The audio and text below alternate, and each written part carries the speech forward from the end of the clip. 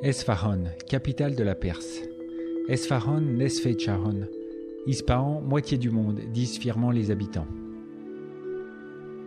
Voici la deuxième plus grande place du monde, avec ses monuments étincelants. Rebaptisée place de l'Imam au moment de la révolution islamique, les Iraniens, qui aiment à s'y retrouver, continuent de l'appeler Narche Jahan, modèle du monde.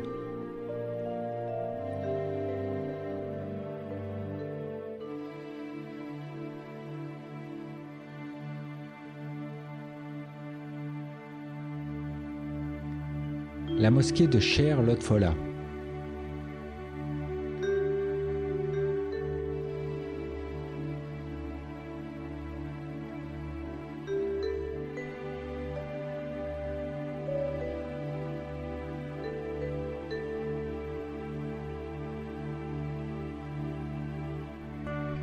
Elle est un parfait modèle d'art et d'harmonie.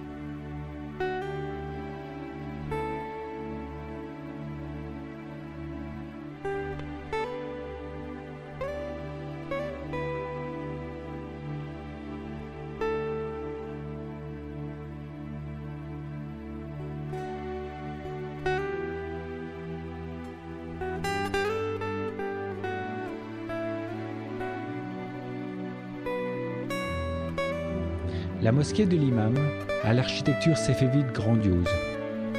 Les erreurs de symétrie volontaires reflètent l'humilité de l'artiste.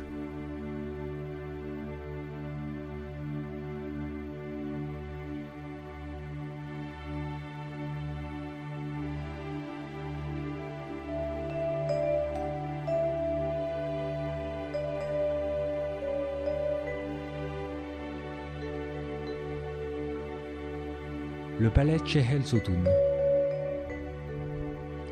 Ces fresques, uniques au monde, ont survécu aux assauts de la révolution islamique grâce au courage des conservateurs du musée.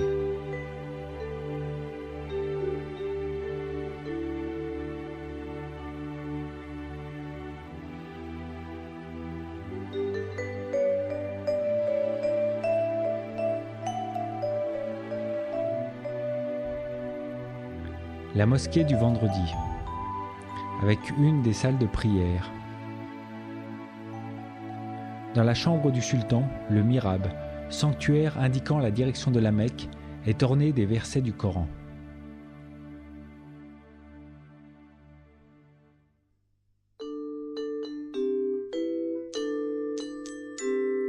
Le palais Ali Rapou, la porte d'Ali.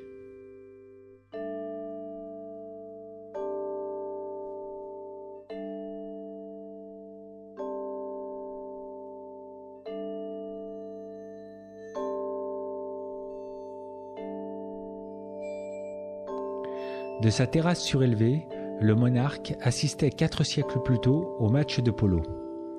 Ceux-ci se déroulaient sur l'actuelle place de l'Imam.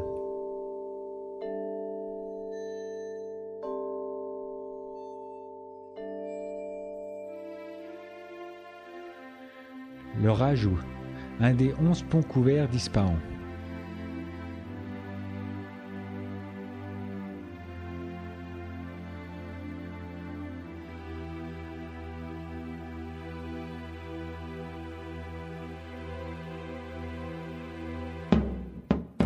À Ispahan, on trouve encore de nombreuses Zul Roneh, ou maisons de force.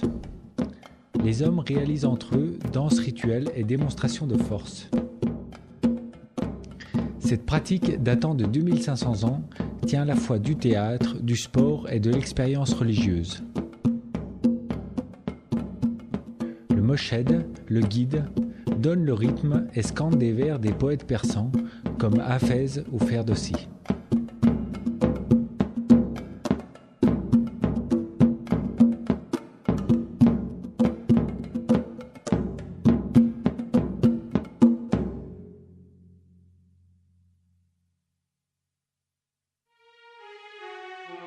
C'est à Ispahan que s'est achevé mon voyage.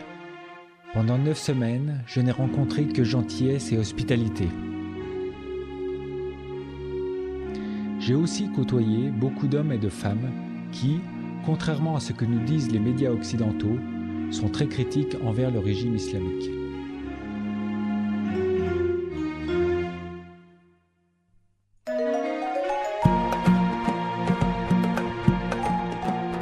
et partout, la joie de vivre.